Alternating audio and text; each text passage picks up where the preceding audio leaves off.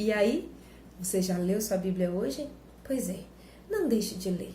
Se esforce um pouco mais.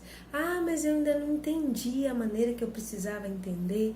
Olha, mas leia, releia, procure outras versões, né? Hoje nós temos online, procure uma Bíblia de estudo, né? Ou procure uma linguagem mais fácil, né? A versão internacional, a NVI, a internacional, nós temos a Vida e nós temos a King James. Eu gosto muito da King James, tá bom? Então vamos lá.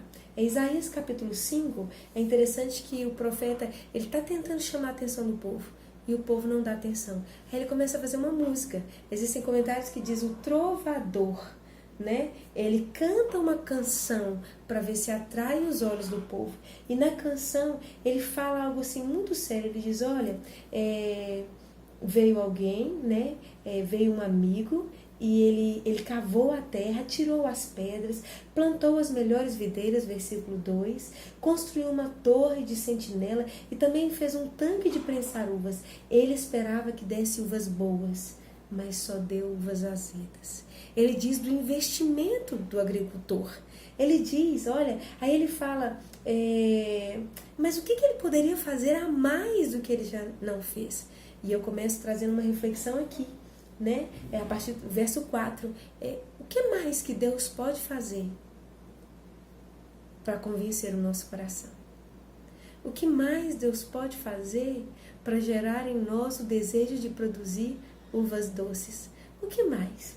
Né? Interessante que os comentários dizem, olha, ele contaminou a terra com seus pecados e assim fracassou na tarefa de dar frutos para a glória de Deus. Quem contaminou? O povo de Deus. E isso é tão sério, porque o pecado é uma estratégia de Satanás de nos prender longe dos planos de Deus. E olha, existe o pecado ativo e o pecado passivo. O pecado ativo é quando eu cometo algo contra o plano de Deus. O pecado passivo é quando eu deixo de fazer algo que Deus quer que eu faça. Então, olha, quando eu deixo de perdoar, quando eu deixo de ler a minha Bíblia, porque eu vou estar ouvindo a voz dele, e é interessante quando eu passo a criar o hábito de ouvir a voz dele, meu espírito se acalma, meu corpo se revigora, né? Minha alma se alegra. Então eu quero profetizar sobre a sua vida, que você vai conseguir. Tá? O livro de Isaías não é muito fácil, não, ele é um pouco difícil, né? Mas o Senhor está conosco. E aí, andando um pouco mais, versículo 6, farei então dela um terreno baldio. Mais uma vez, ele tá comentando o que ele comentou no versículo 5 em forma de música, né? Aí Deus diz, eu esperava justiça e retidão, versículo 7. Ele espera de nós justiça e retidão. Aí 8, ai de vocês que adquiriram casas e mais casas e não se preocuparam com o agricultor. Ai de vocês que se levantaram cedo para se embebedar e esqueceram do nosso Deus. Ai de vocês que não se importam com os atos do Senhor, versículo 12. Portanto, o meu povo vai para o exílio, né? Por isso, o Sheol, que é a morte, né, aumenta o seu apetite, ou seja, tem muita gente morrendo. Por isso, o homem vai ser abatido, a humanidade vai se curvar, os arrogantes vão baixar os seus olhos, mas o Senhor será exaltado. O santo se mostrará santo em sua retidão. E aí, olha, existem, versículo 19, e existem pessoas que ainda estão lá, né? 18 ainda. Ai dos que se prendem à iniquidade. E os que se prendem à iniquidade estão dizendo, ai, que Deus se apresse na realização da sua obra, para que vejamos, para que se cumpra o plano de Deus. Tipo assim, estão fingindo que,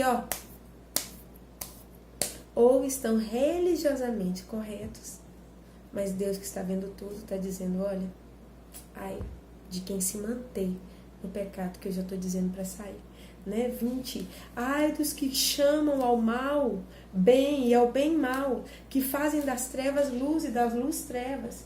Pois é, o pecado é o começo. Então a gente começa errando e aí a gente vai se acomodando, vai se relaxando e vai se tornando negligente. Daqui a pouco a gente fica apático. Tanto faz. né?